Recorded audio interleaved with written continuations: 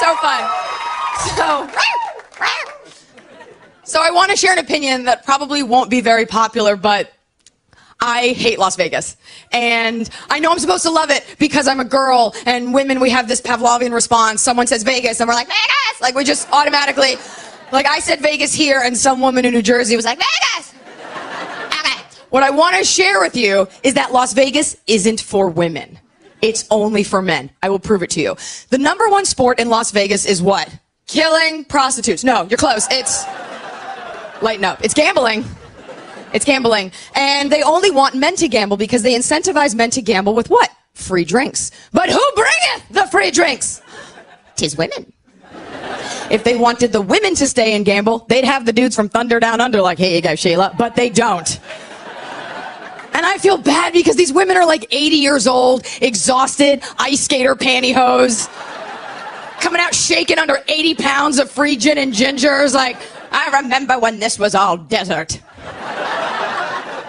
The only thing that women are given in Las Vegas is the societal go-ahead to dress like absolute hookers and have no one judge us. Yeah, that's why we go. We land at McCarran, we throw our clothes out the window. We come out of the bathroom like it's floss and a cork. I'm empowered. And we love it, and we stay that dressed up even when we go to the pool, right? And you come down there with your pack of girlfriends. We're always in Vegas to celebrate, right? Stacy's getting married, Becky's getting a divorce, Kelly got bangs, whatever it is.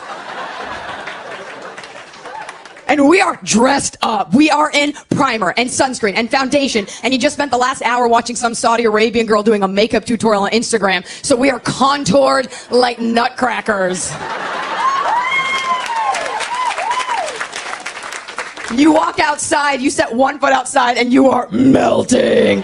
Your eyelashes are cascading down your face like caterpillars. It's hot, and we're in heels. I don't know why. Every single pool in the world has a sign above it that says, caution, wet surface. But for girls, we're like, not me, this is a good idea. I'm doing it. What happens in Vegas stays in Vegas. Yeah, like your teeth, Stacy, when you crack them on the pavement.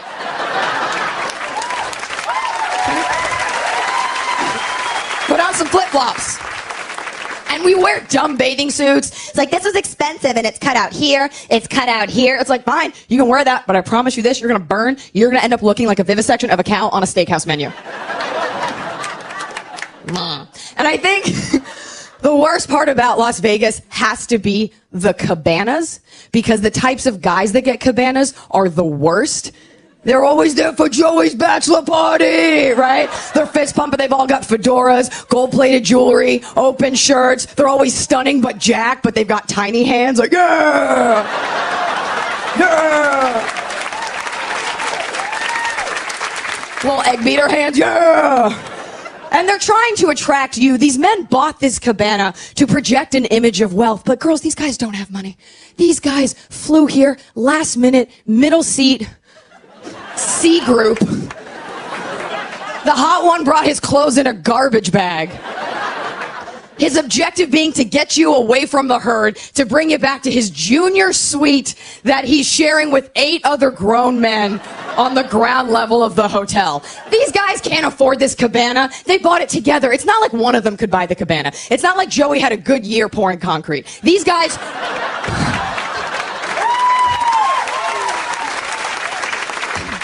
These men pooled their money, ladies, pooled their money like a village buying a goat. And they want you. And even though as a woman, you know these guys are not right for you. You know that these men are hot garbage fire. Some part of you still wants them. And what I want to share with you is this. Before the age of 25, your girlfriends won't let you go with him. Before the age of 25, women have this ill-informed Taylor Swiftian notion of sisterhood. We will do anything to protect our own. Like, you can't have Stacy. We will form a phalanx around her like, no, Stacy. No, Stacy. The subtext of you can't have her is, of course, because you didn't want me. But that's a whole other TED Talk.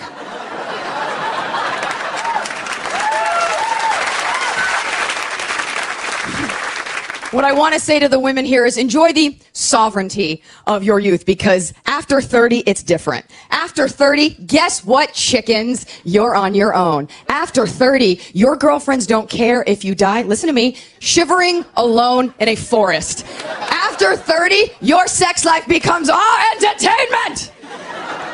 after 30, we're gonna be like, go with him! We wanna see what happens! Thank you.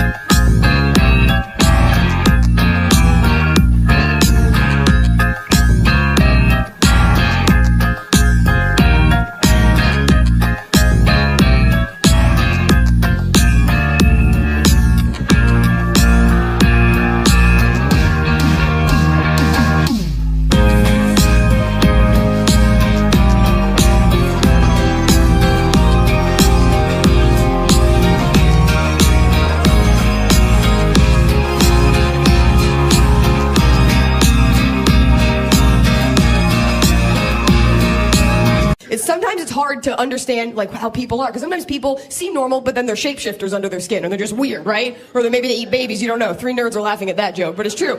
You can never tell. You ever smile at someone, they smile back at you, and they're missing this tooth?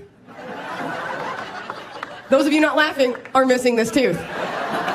Here's the thing, if you're missing your front teeth, these 2 teeth, that's honesty. You're saying to the world, hey, I'm poor, I'm dirty, I'm a crazy person, I'm okay, I'm a prize fighter, I don't know, I'm okay with missing these teeth, right? When you're missing this tooth, that says that, hey, I had the dental awareness and hygienic prowess to take care of my front teeth, my showing teeth. But some point along the line, I realized, hey, I got 8 eaten teeth in the back, it's okay to lose one. These are the same people that grow their hair and never trim it. Girls, you have to trim your hair, and I'll tell you why. If you don't trim your hair and you let it grow long, you got about 2 inches between really hot, sexy model, religious fanatic. Hot cover girl that everybody wants to mouth kiss, unhealthy faith in your Lord. So keep your hair trimmed at all times. Sometimes people, you know, that you're close to or that you watch on stage seem completely normal. Look at me, I look like a normal person, normal blonde girl, right? You wouldn't know that I have an unhealthy fetish for Japanimation porn. You wouldn't know that about me. You wouldn't know that when I check into a hotel, the first thing I do is get completely naked, stand behind the door, and look at people through the peephole and make faces at them behind the door. You wouldn't know that I never bite my fingernails, but I peel off all my toenails, and when I'm down to the nub, I go find a milk jug and peel off the plastic on the top because it feels the same. You wouldn't know that I do these things. Yeah, I do a lot of things like that. If I'm going out with a boy and we're going to be drinking on the date, I won't shave above the knee, and I'll tell you why. That ensures that I won't get naked later and he won't catch me in my hair shorts. Think about it. Think about the visual. The 6 girls at this gangbang are having their own little private chuckle. The guys are like, what are hair shorts? Well, winter's here, you're going to find out. So we went on our honeymoon.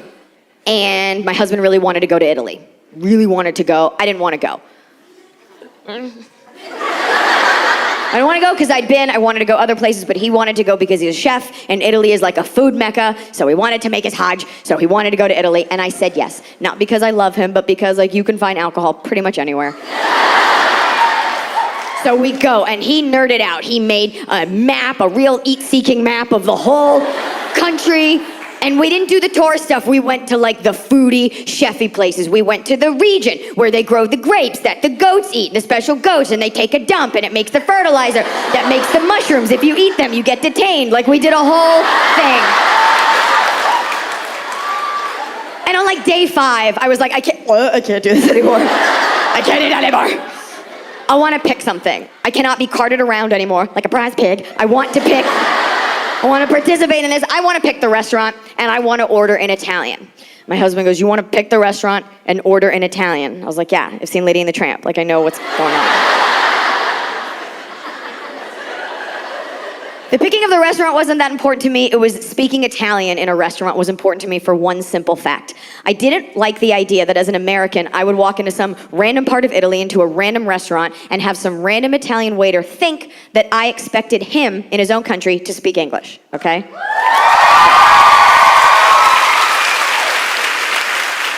Although he probably should, like that or Spanish or Mandarin, like something that like a lot of people. But I'm hyper aware of how we're perceived when we travel. As an American, and I am very, very proud to be an American, I know that people are watching us. Yeah, you can cheer for that, that's fine. They have questions. A lot of them hate us because they ain't us, and they want a reason to discount you, and that goes for whoever you are, whatever you look like from anywhere. When you travel abroad and you fuck up, people will decide, oh, all of your kind are like that. And I couldn't stomach that because I am so proud to be an American, and I wanted him to think all the great things about Americans that we already think about ourselves. So I wanted to walk in and have him think that we're educated and open-minded and kind. And if I'm shit-canned and embarrassing in public, I want people to know I'm Canadian, and I'm sorry.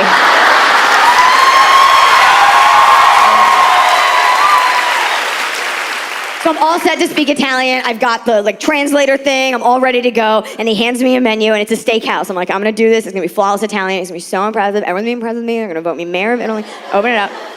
And I opened the menu, and all of their steaks were listed in grams.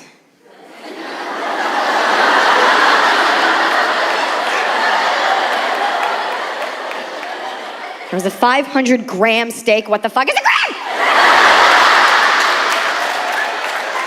I was so busy focusing on coming off looking amazing and the conjugation and the pronunciation. I forgot the rest of the world uses metric to measure. The rest of the world uses fucking logic.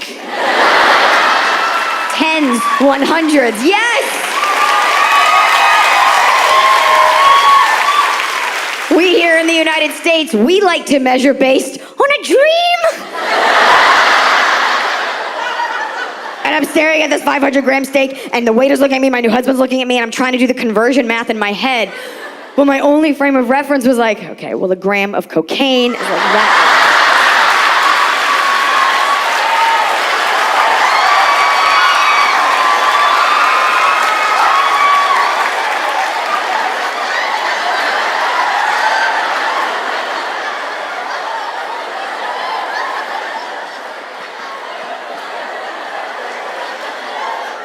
You know what? We're just gonna do an 8-ball of steak at the table.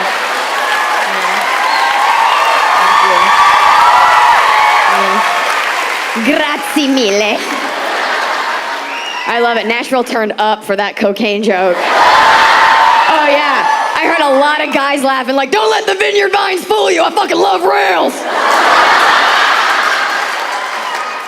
I may have little whales embroidered on my shorts, but I like to fucking party. Yeah, you can seersucker my dick. Love the South.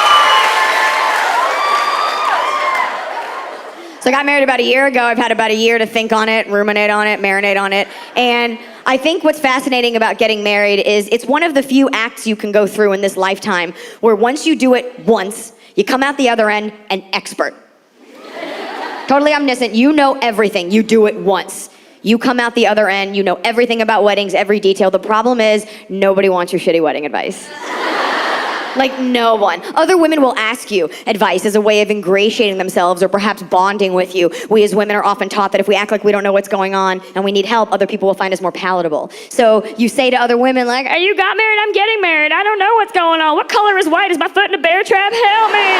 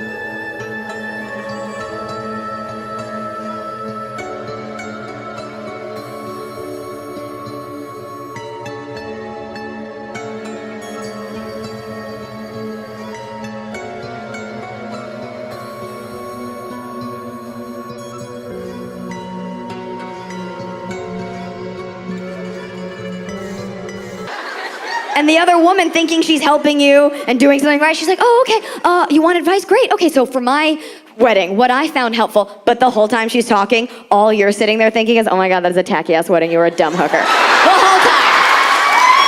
Yeah. Because every girl thinks every other girl, kind of fucked it up, and you'll do better. You won't. And on that note, I've come humbly offering some wedding advice to you, Nashville. One thing you must know.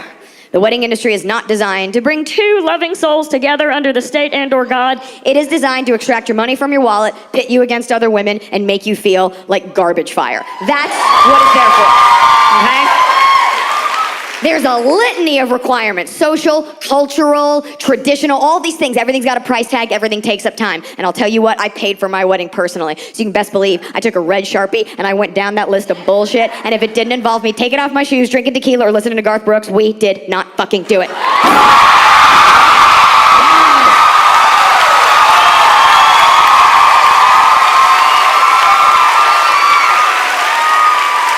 That's right, Nashville. The theme of my wedding was feminism. No one had a good time. But there's all these things, all these requirements, all these traditions, these things. And I took a comedian's microscopic lens to each thing. And I was like, is it weird? We're not doing it. So the first thing I refused to do, I would not wear a garter, okay? Okay. Some of you cheered. Some of you were like, I'm still wearing mine. What's that? What the fuck is up, Hollywood? I'm glad that not everyone cheered for that because it sets up my next point perfectly, okay? It's important to me that me and my audience be on the same mental page for the rest of the set, okay? Right now, in 2019, more than it was 5 minutes ago, right now, it's the best time it's ever been to be a woman in most states. It's the best time. I said it, I meant it. The best time, okay? But overall, we are the most heard, the loudest in our message, the most unified. However, with this newfound sense of feminism, I have noticed that there's this weird splinter faction of feminists, of women who get angry at other women when they deign to disagree with an opinion. And then it's not enough to agree to disagree, they want you fucking dead. I am talking drawn and quartered in a Twitter town square.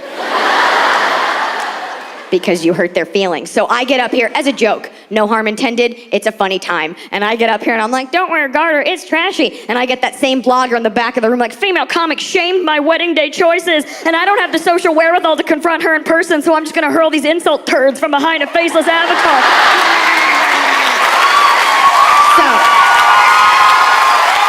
So, since we're all so hurt and gutless all the time, I'm gonna stick to my initial notion. You look like a saloon hooker. Okay? Go get married at a Six Flags. Girls, there's gotta be a middle ground where someone disagrees with you and you get the fuck over it, okay? You don't have to hate her. You don't have to hold on to it. One woman's affirmation of her life choices is not the negation of your existence. Be better than that, okay? We can't walk around calling ourselves queens. I'm a queen. She doesn't like my top. Who cares? Move the fuck on. And you know who does this better? Men. They agree to disagree all the time and they're fine. You see it all the time. Guys are like, he's my best friend. I don't like his politics and he's stupid. He's a son of a bitch, but we didn't get along at first. We went out back, we had a drink, we fought, we had a little bit of sex, and we were good to go. Good to go!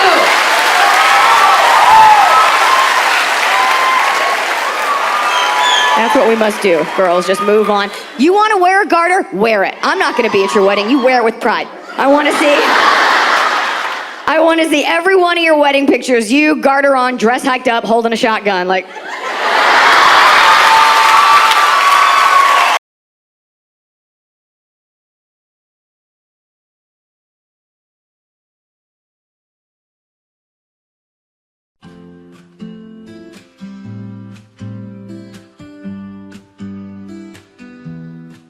Chasing dreams in the sky, they come by, say hi and fly. All that glitters gold, but it ain't what we hold.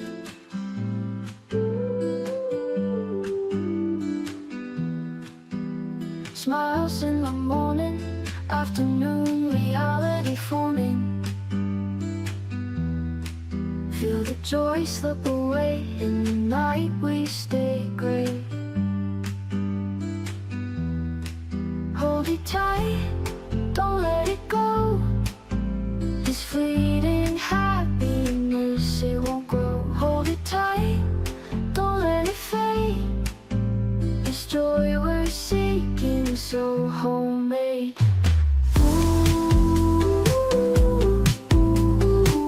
Deep in our hearts we crave that feeling, that elusive way.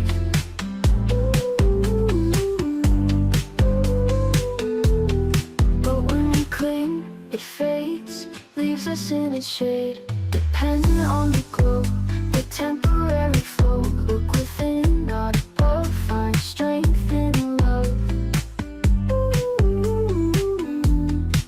Hold it tight, don't let it go. This fleeting happiness, it won't grow. Hold it tight, don't let it fade. This joy we're seeking, so homemade.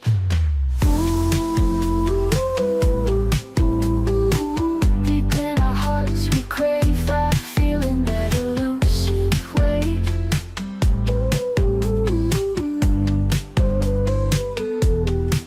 Deep in on the glow, the temporary flow. Look within, not above, find strength in love.